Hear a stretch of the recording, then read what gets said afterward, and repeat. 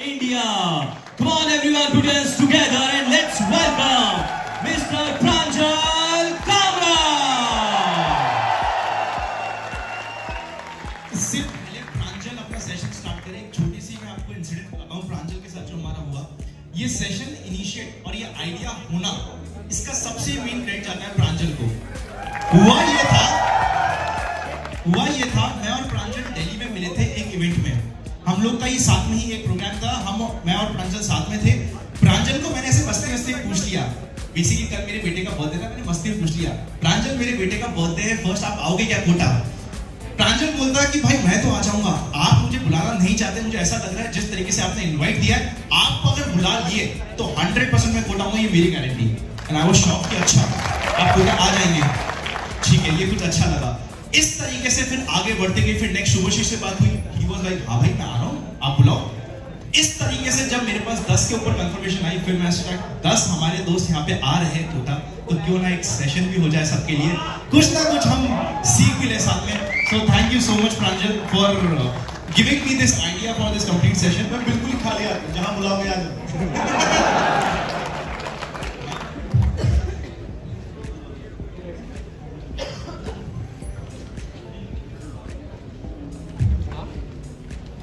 In 3, 2, 1, we'll start Pranjal's session. बहुत मजेदार होने वाला है। I am very. आप में से कितने लोग स्टॉक्स में इन्वेस्ट करते हैं ऑलरेडी? ओके, करते हैं। कितने लोग प्रॉफिट में?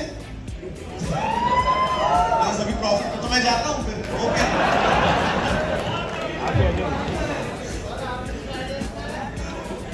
कितने लोग लॉस में हैं?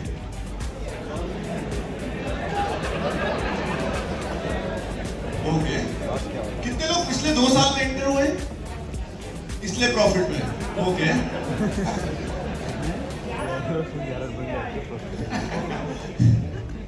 मुझे भी नहीं है ज्यादा, ये सब कर करके कमा लेता हूँ। हमको भी सिखा दो। वेल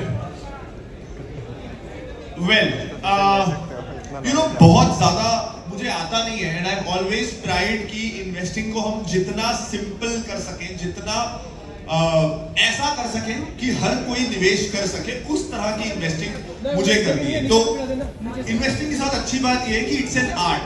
तो आर्ट को करने का ना कोई पर्टिकुलर तरीका नहीं होता है। जैसे साइंस में क्या होता है कि अगर हाइड्रोजन का एक मॉलिक्यूल और ऑक्सीजन के 2 मॉलिक्यूल मिलेंगे तो बनेगा वाटर, तो वो बनेगा ही बनेगा, सॉर्ट ऑफ दैट। आर्ट में ना हर किसी का अपना स्टाइल होता है एंड एवरीथिंग वर्क्स। तो हम अगर स्पोर्ट्स देखें, हम अगर म्यूजिक देखें, हर कोई अलग तरीके से गाता है। क्रिकेट हर कोई अलग तरीके से खेलता है, कोई अटैकिंग खेलता है, कोई डिफेंसिव खेलता है, लेकिन हर कोई उतना ही अच्छा इन्वेस्टर हो सकता है डिफरेंट स्टाइल्स के बावजूद। तो one great thing that I like about investing is, इसको कोई भी कर सकता है, उसका टेम्परामेंट कैसा है, नेचर कैसा है, स्ट्रेंथ क्या है, कौन सा सब्जेक्ट आता है, कौन सा सब्जेक्ट नहीं आता है, ये सब मैटर नहीं करता। Another great thing about investing is, अगर मैं बहुत फ्रैंकली बोलूं ना, तो आपको इन्वेस्टिंग सबसे पहला सवाल आता है कि खुद क्यों करनी चाहिए, म्यूचुअल फंड्स क्यों नहीं। तो अगर मैं बहुत ऑनेस्टली बोलूं तो mutual funds team of experts हैं, उनको बहुत सारे एडवांटेजेस हैं हमारे मुकाबले।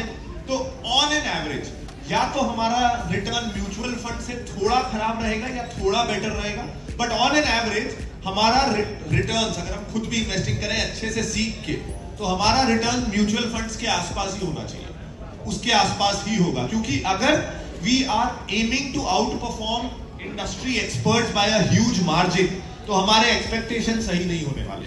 तो अगर हम रिजल्ट्स की बात करें तो आपका रिजल्ट म्यूचुअल फंड के बराबर ही होगा, लेकिन स्टॉक्स में पिक करने में आप खुद बहुत मेहनत करने वाले हो, म्यूचुअल फंड में आपको कुछ नहीं करना। तो क्यों आपको खुद स्टॉक्स में इन्वेस्ट करना चाहिए, ये रीजन पता होना ना बहुत जरूरी है, और आगे की सारी इन्वेस्टिंग ठीक हो जाएगी। तो सबसे पहले तो यहाँ कितने लोगों को लगता है कि वो म्यूचुअल फंड जो रिटर्न्स देते हैं उससे बहुत ज्यादा रिटर्न्स ला सकते हैं और इसलिए वो खुद इन्वेस्टिंग या ट्रेडिंग करते हैं? म्यूचुअल फंड से ज्यादा रिटर्न ला सकते हैं ऐसा 50-60% लोगों को लगता है, ठीक है। अब देखो म्यूचुअल फंड में जो आजकल ना एक फीस बहुत कम हो गई है म्यूचुअल फंड में, 0.5%, 1% के आसपास की फीस है, तो वो रिटर्न आपका डेफिनेटली कम होगा अगर आप म्यूचुअल फंड के जरिए जाओगे एक्टिव। लेकिन उसके अलावा आप या मैं या हम में से ज्यादातर लोग जिन्होंने अभी इन्वेस्टिंग शुरू की है 2 साल पहले, 3 साल पहले, 4 साल पहले, अगर वो ये एक्सपेक्ट कर रहे हैं कि वो बोर्ड ऑफ मतलब एक इंडस्ट्री को, टीम ऑफ एक्सपर्ट्स को, शायद एक टीम में 10-10 रिसर्च एनालिस्ट होते होंगे जिनका क्यूमुलेटिव एक्सपीरियंस 50 साल का होता होगा, उनके पास बेटर सॉफ्टवेयर है, मैनेजमेंट एक्सेस है, डायरेक्टली वो कंपनियों से बात करते हैं, तो हमारा ये एक्सपेक्ट करना कि हमने 2 साल में सीखा और वो टीम जिसके पास तमाम तरह के रिसोर्सेज है और 50 साल का क्यूमुलेटिव एक्सपीरियंस है, हम उनको आउट परफॉर्म कर देंगे, ये बहुत ज्यादा रीजनेबल सोच तो नहीं है। मैं भी अगर बोलूं कि मैं म्यूचुअल फंड को हर साल कंसिस्टेंटली ह्यूज मार्जिन से आउट परफॉर्म कर दूंगा, 1-2% से करना अलग बात है, लेकिन ह्यूज मार्जिन से मैं आउट परफॉर्म करूंगा, अगर मैं ये बोलूं तो मैं आपसे भी झूठ बोल रहा हूं, जो भी ये बोल रहा है वो झूठ बोल रहा है आपसे, ऐसा होने वाला नहीं है। जो रिटर्न आ सकता है 1-8% का कॉम्प्रोमाइज, म्यूचुअल फंड वालों को थोड़ा बहुत कॉम्प्रोमाइज करना पड़ता है, फीस देनी पड़ती है, सेबी के रेगुलेशंस हैं, इस सेक्टर में इतना ही लगा सकते हो, एक स्टॉक में इतना ही लगा सकते हो, तो उसके कारण 1-2% का अल्फा आप जनरेट कर लोगे। उससे ज्यादा अगर आप कर रहे हो इन द लॉन्ग रन तो आप भी झूठ बोल रहे हो। उससे ज्यादा कोई और आपको प्रॉमिस कर रहा है, अगर म्यूचुअल फंड 15 दे रहा है, 17-18% के ऊपर कोई प्रॉमिस कर रहा है, वो भी आपसे झूठ बोल रहा है। अब अगर ऐसा है तो यहां आना क्या वर्थ इट है? आप यहां क्यों आए हो ट्रैवल करके खुद इन्वेस्टिंग सीखने? मैं क्यों फिर इन्वेस्टिंग सिखाता रहता हूं? यहां बहुत सारे लोग क्यों इन्वेस्टिंग सिखाते रहते हैं अगर हमने म्यूचुअल फंड परफॉर्म करना ही नहीं है? इज बिकॉज स्टॉक मार्केट जो है ना सिर्फ प्रॉफिट का खेल नहीं है। मैं ऑनेस्टली बताऊं, मुझे बहुत ज्यादा प्रॉफिट नहीं हुआ है मार्केट से, लेकिन मुझे नॉलेज बहुत मिला है। आज मैं बहुत, जैसे जब से कोविड खत्म हुआ ना, मैं बहुत ज्यादा ट्रैवल कर रहा हूँ। कभी आनंद सर बुला रहते हैं तो फ्री में आना हो जाता है, कभी कोई और बुला लेता है तो टिकट नहीं लगता है, तो ऐसा मेरा ट्रैवल बहुत हुआ है। तो ट्रैवल होगा तो आनंद सर जब बुलाते हैं तो अच्छे होटल में भी रुकवाते हैं, तो मैं हमेशा 3 स्टार में रुका था, ये आनंद सर के कारण मैं 4 स्टार 5 स्टार में रुक गया हूं। तो अब इतना होटल्स में रुका हूं मैं, शायद पिछले 6 महीनों में मेरे 1.5-2 महीने होटलों में बीते हैं। तो क्योंकि मैं स्टॉक मार्केट में इन्वेस्ट करता हूं तो तुरंत क्या दिमाग चलता है, कौन कौन सी कंपनियां लिस्टेड है, ये होटल में ये प्रॉब्लम लग रही है, इसका कॉम्पिटिटर इस चीज में अच्छा है, तो होटल इंडस्ट्री में एनालाइज करने लग गया खूब सारे। तो आज मेरे पास 2 होटल स्टॉक्स हैं। मेरे अभी दादी बीमार थी तो बार बार कभी वो हॉस्पिटल जा रही थी, कुछ तो हॉस्पिटल जाना हुआ मेरा, तो मैंने हॉस्पिटल स्टॉक्स एनालाइज करना शुरू कर दिया। तो आज मेरे पास एक अच्छा सा जो मुझे लगता है हॉस्पिटल स्टॉक है। तो स्टॉक मार्केट ना एक जरिया है मेरे लिए जिससे मैं डेली लाइफ में जो कुछ सीख रहा हूं, हॉस्पिटल जाके मैं सीखा हॉस्पिटल कैसा होता है, होटल जाके सीखा होटल बिजनेस कैसे होता है, उससे मैं पैसा कमा सकूं। तो मेरी डेली लाइफ से जो मैं सीख रहा हूं, मैं उससे पैसा कैसे कमाऊं, मेरे दिन भर का जो 24 घंटे का अनुभव है उसको मैं यूज करके पैसा कैसे कमाऊं, ये मेरे लिए स्टॉक मार्केट है। तो उससे क्या होता है ना, मैंने जो प्रैक्टिकली हॉस्पिटल जाके देखा, होटल जाके देखा, जब मैं आके पढ़ा तो मुझे समझ में आया अच्छा ऐसा क्यों होता है। अच्छा, ओबरॉय हर शहर में बाकी होटल से 30% महंगा क्यों है, फिर भी वो पूरा फुल क्यों रहता है, ऐसा क्यों होता है? तो स्टॉक मार्केट मुझे ऐसा लगता है कि मुझे एक ज्यादा इंटेलिजेंट इंसान बनाता है। और अगर आप ज्यादा इंटेलिजेंट इंसान बनोगे तो आप अपने काम में ज्यादा कमाओगे, आप नौकरी में प्रमोट जल्दी होगे, आप प्रोफेशन में ज्यादा पैसा कमाओगे, आप बेसिकली मोर वेल्दी बन जाओगे। तो स्टॉक मार्केट से मेरा CAGR म्यूचुअल फंड के बराबर ही होगा रिटर्न्स, लेकिन ओवरऑल मैं उससे अगर एक बेटर बिजनेसमैन बन पा रहा हूं, अगर मैं उससे फिनोलॉजी को बेटर चला पा रहा हूं, तो वो रिटर्न का क्रेडिट भी इनडायरेक्टली स्टॉक मार्केट को जाता है। उसने मुझे पूरा लाइफ सिखाया। तो स्टॉक मार्केट को मैं बोलता हूं इट्स लाइफ ऑन स्टेरॉइड्स। जो जिंदगी आपको 60 साल में सिखाता है वो स्टॉक मार्केट आपको 10 साल में सिखाता है, क्योंकि गलती की सजा ना 1 साल में मिल जाती है, 2 साल में मिल जाती है। जिंदगी में हमको कई बार 10 साल पहले का डिसीजन 10 साल बाद अखरता है, अरे यार वो गलती हो गया था, उस समय साइंस जबरदस्ती ले लिया। लेकिन स्टॉक मार्केट में वो सजा 1-2 साल में मिल जाती है। तो अगर आप सब इन जनरल एक बेहतर और ज्यादा इंटेलिजेंट इंसान बनना चाहते हो तो रिटर्न को भूल जाओ, उतना ही पैसा लगाओ जितना आप खोना अफोर्ड कर सकते हो। लेकिन अगर आप ज्यादा इंटेलिजेंट इंसान बनना चाहते हो तो हर किसी को स्टॉक मार्केट में इन्वेस्ट करना चाहिए, हर तरह की कंपनियां आपके क्रॉस आएंगी। जब आपका पैसा डूब रहा होगा, आप खूब टाइम लगा के पढ़ोगे भी और आपको एक इंडस्ट्री की नॉलेज हो जाएगी। नॉलेज कभी बेकार नहीं जाने वाली। नॉलेज तभी आएगी जब आप पैसा लगा के डुबाओगे, तब आप उसके बारे में पढ़ोगे। तो इसलिए स्टॉक मार्केट अगर आप कर रहे हो तो बहुत सही है। अगर आप एक्स्ट्रा ऑर्डिनरी रिटर्न्स के लिए कर रहे हो, महीने का 2% आ जाए, 3% आ जाए, साल का 30% आ जाए, ट्रस्ट मी, बहुत ये डिसअपॉइंटिंग लगता है, लेकिन ऐसा कभी होने वाला नहीं। 1 साल आ जाएगा, 2 साल आ जाएगा, जिंदगी भर में। क्योंकि पता है प्रॉब्लम क्या है, अगर आप 30% का रिटर्न हर साल ला रहे हो ना, मतलब स्ट्रक्चरली आपका जो प्रोसेस है वो बहुत हाई रिस्क प्रोसेस है। अगर आपका 2 साल 30-35% का रिटर्न आया है, स्ट्रक्चरली आप हाई रिस्क गेम खेल रहे हो। हाई रिस्क में हाई रिटर्न्स होते हैं, हाई लॉसेस होते हैं। उल्टे टाइम पे ना वो उतना ही खराब करेगा। आप 2017-18 के ना माइक्रो कैप और स्मॉल कैप म्यूचुअल फंड्स के रिटर्न्स उठा के देखिएगा, ब्रिलियंट रिटर्न्स। एक डीएसपी माइक्रो कैप उस समय बहुत चलता था, 30% के ऊपर का सीएजीआर था उसका 2-3 सालों में, और फिर उसके अगले 3 साल थे वो एवरेज होके 15% ही हो गया। तो अगर आपके रिटर्न ज्यादा आ रहे हैं कंसिस्टेंटली 2-3 साल, तो मैं आपसे बहुत डरूंगा, आपका बुरा समय आने वाला है। स्ट्रक्चरली आप इन्वेस्टिंग गलत तरीके से करेंगे। अब कुछ मैं माइंडसेट की बात करता हूं कि हम लोग इन्वेस्टिंग में क्या गलती करते हैं। डू यू ऑल एग्री कि stock market, stock picking is about picking future winner. Future में कौन सी कंपनियां अच्छी करेंगी, यही तो मार्केट है ना। अगर फ्यूचर में वो कंपनी अच्छा करेगी तो हमारा शेयर बढ़ेगा। Everyone agrees? इसका मतलब है हमको ऐसी इंडस्ट्रीज ढूंढनी है जो फ्यूचर में अच्छा करेगी। करेक्ट? कोई बता सकता है फ्यूचर किन इंडस्ट्रीज का है? आजकल सबसे ज्यादा बात किन इंडस्ट्रीज की हो रही है? एआई, ओके, ईवी, डिफेंस, जी करेक्ट,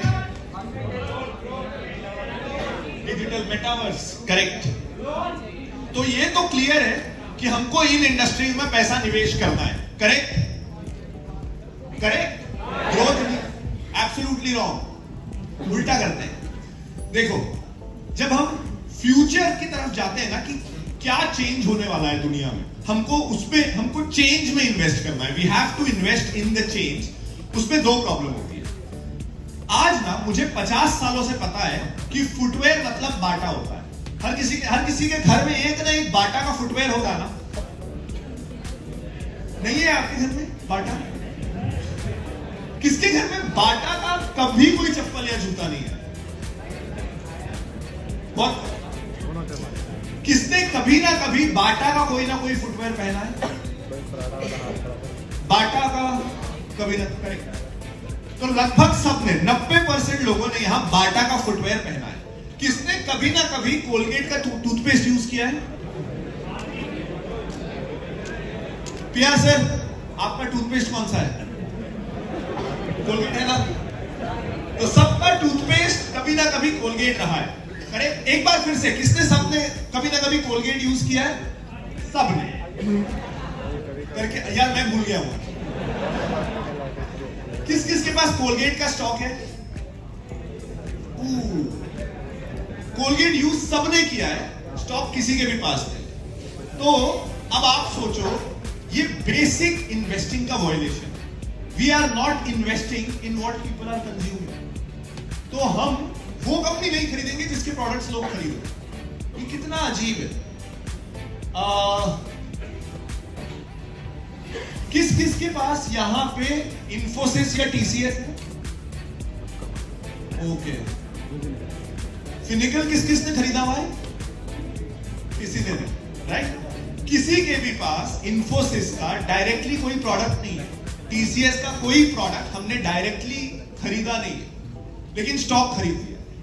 असल में हम में से ज्यादातर लोगों को टीसीएस और इंफोसिस का फर्क भी नहीं पता है। हमको बस ये पता है कि दोनों आईटी सर्विसेज में है, लेकिन टीसीएस इंफोसिस से कैसे अलग है ये हमको नहीं पता।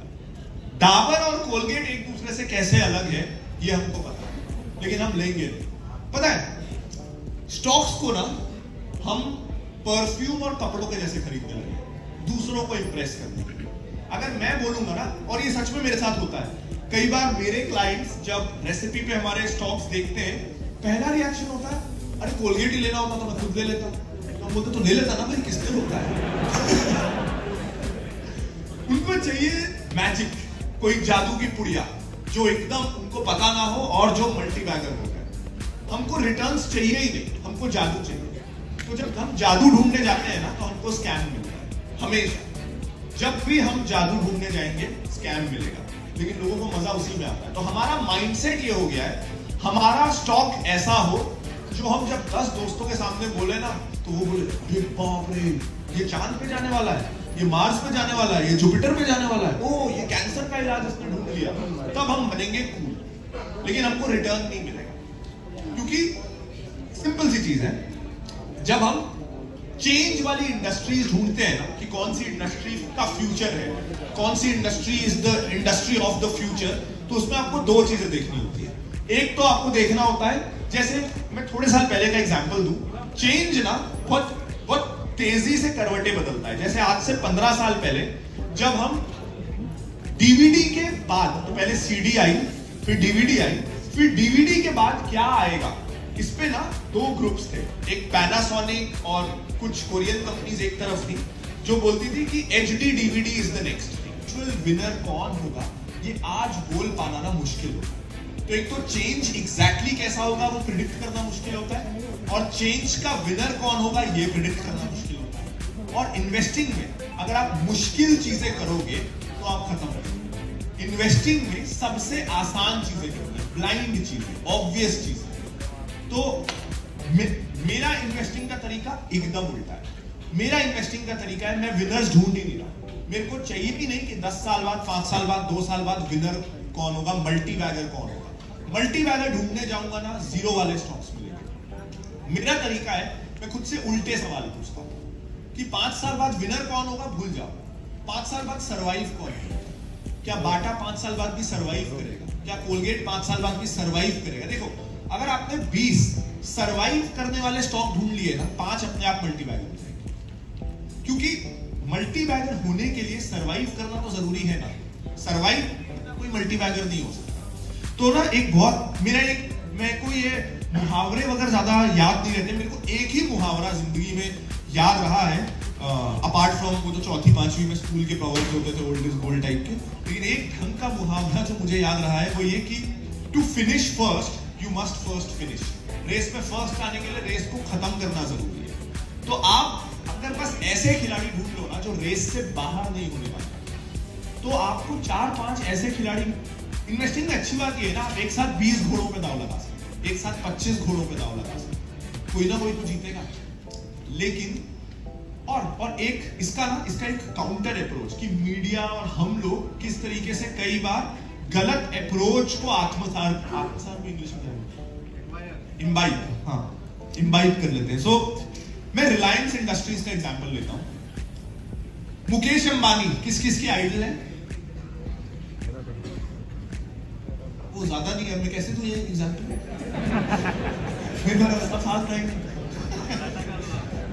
अरे यार चलो ठीक है, फिर भी मैं बोल देता हूं। वो तो मेरे भी है ना, उनके खिलाफ नहीं बोलूंगा। मैं पॉलिटिकल पंगे नहीं लेता।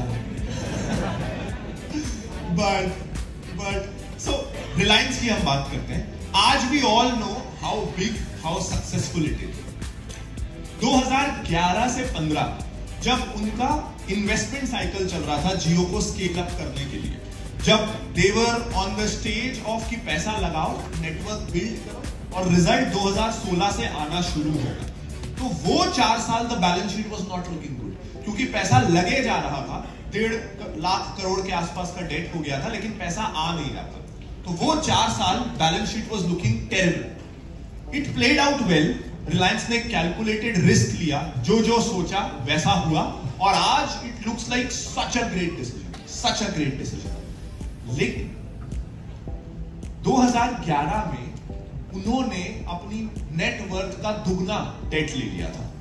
अगर उस समय वो बेट नहीं चलती, जियो जैसा प्लान किया था वैसा नहीं होता, तो आज रिलायंस कहां होता, जहां शायद अनिल अंबानी वाला रिलायंस है। तो ये ना इन हाइंडसाइट हमको वो बहुत हीरो लगता है। लेकिन क्या होता है, ऐसा ही रिस्क लेने के चक्कर में आज वीडियोकॉन इज नॉट हियर, ऐसा ही रिस्क लेने के चक्कर में आज Vijay Mallya is not here, ऐसा ही रिस्क लेने के चक्कर में आज सुभाष चंद्रा का Zee group is much smaller than what it was. तो हाई रिस्क अप्रोच से क्या होता है, अगर 10 लोग पहाड़ से कूदेंगे ना, एक आध पेड़ में फंस के जिंदा बच जाए, हम क्या बोलेंगे, ये क्या माउंटेन डाइवर है। तो ऐसा नहीं है ना, अगर हम हाई रिस्क लेंगे जिसमें 70% चांस है डूबने का, तो 3 विनर, आप में से 3 लोग विनर बन जाएंगे। अगर आप रात दिन इंट्राडे करेंगे, कुछ रिस्की स्टॉक्स में इन्वेस्ट करेंगे, 10 में से 3 लोग उसमें भी खूब पैसा कमाएंगे। लेकिन इसका मतलब वो नहीं है ना कि हम वो प्रोसेस करने लग जाए।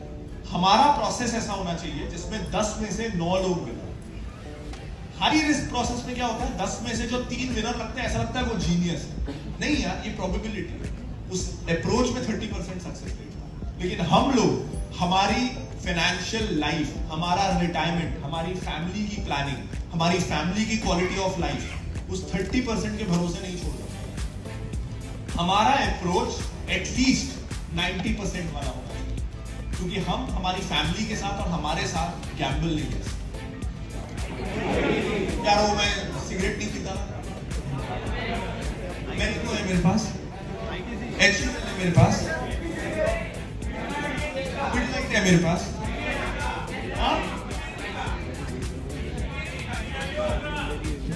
समझ में नहीं आ रहा।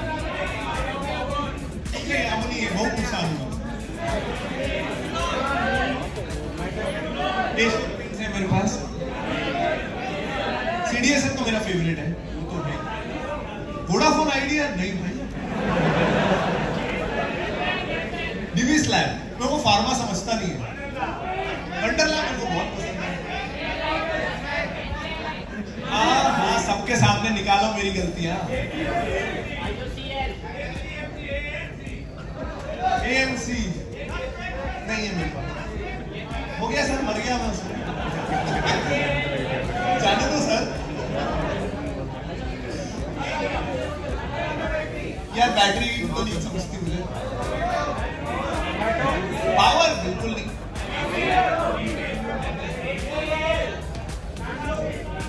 कमोडिटी भी नहीं समझती मुझे। डिमांड है मेरे पास।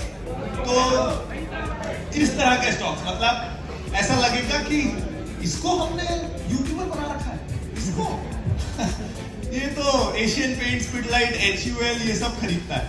लेकिन द पॉइंट इज कि जबरदस्ती का हीरो बनने में हमेशा प्रॉब्लम होता है। देखो, एक मैं सिंपल चीज आप लोगों को बताता हूँ। हम ना जब शर्ट खरीदने भी जाते हैं ना, तो 5 दुकान जाते हैं, 2000 के लायक ये कपड़ा है कि नहीं, 1000 के लायक है कि नहीं।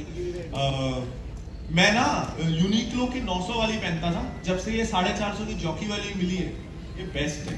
तो हम छोटी सी चीज में भी रिसर्च करते हैं 500 रुपए लगाने से भी पहले, और उसके बारे में हमको इनसाइड आउट पता रहता है। बस एक स्टॉक्स ऐसे हैं जिन्होंने यहाँ इन्फोसिस और TCS के लिए हाथ उठाया था, दोनों के बीच क्या डिफरेंस है पता ही नहीं। किस किस के पास यहाँ टेक महिंद्रा है? पता है, tech Mahindra substantial revenue telecom से आता है, लेकिन हमको ये नहीं पता। कभी ना होने से तो बेटर है, वरना हम सारी जिंदगी अगले साल करोड़पति बनने के चक्कर में लगे रहते हैं और कभी नहीं बन पाते। इससे अच्छा है कि 20 साल बाद ही बन जाते, तेरे बच्चे को 0 से शुरू नहीं करना पड़ेगा। वो वहां से जब 10 करोड़ से इन्वेस्टिंग शुरू करेगा, वो 20 साल में 1000 करोड़ करेगा, और आप अपने राज्य के सबसे अमीर लोग होंगे। तो क्या करो?